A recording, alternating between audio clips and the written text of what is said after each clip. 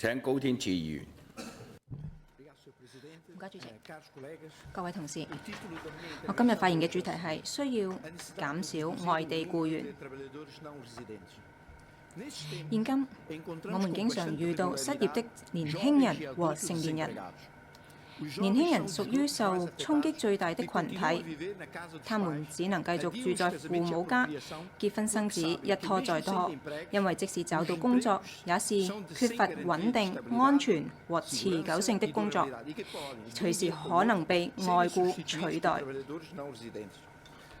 本人經常接觸這些年青人，他們表示求職時的主要困難是薪酬低，無法應付生活開銷，在澳門居住生活明顯不夠，而大部分外僱沒有這個問題。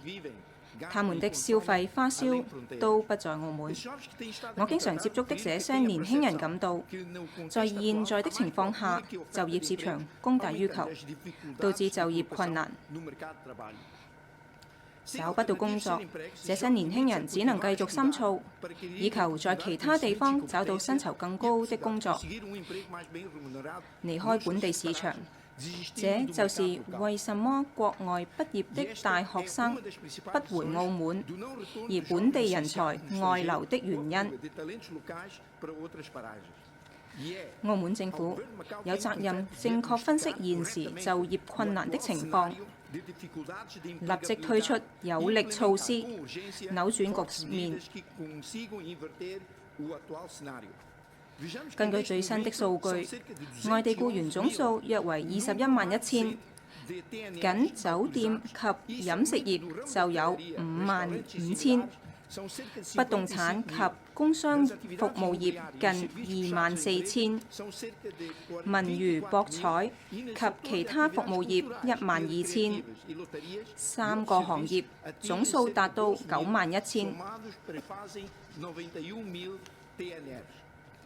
這91000外地僱員中，很多是白領，在銀行、金融、保險企業、寫字樓、博企公關部門擔任行政職務。除收取月薪外，有些還有佣金和小費。而許多這些工作可以由本地勞工擔任，尤其是當下就業困難的大學畢業生。根據內地的失業數字，16至21歲勞動力的失業率為16.9%，25至29歲為7.3%，30至50歲是4.3%。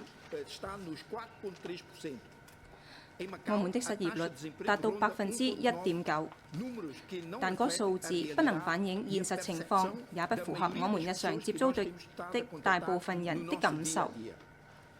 越來越多的年輕人、成年人從事全職工作，但是收取時薪。澳門政府應更加重視這一問題，他們不計入失業人口，卻被用來申請外僱配額，以便支付更低薪酬，提供更少的勞動社會福利。聘用兼職員工，僱主不用承擔社會福利、勞工權益等責任，更省錢。於是兼職工作越來越多，而全職崗位越來越少。根據國際勞工組織公佈的《世界就業和社會展望2015年趨勢》，上述措施對歐洲造成不利影響。該獨立研究指出，全職工作崗位減少了300萬。澳門也在經歷這種情況，全職月薪或年薪崗位逐漸消失，取而代之的是兼職工作崗位。最後，我們提醒有權限當局應更加負責地執行7月29日第498M 號法律第1款及第2款規定，遵守有關總原則。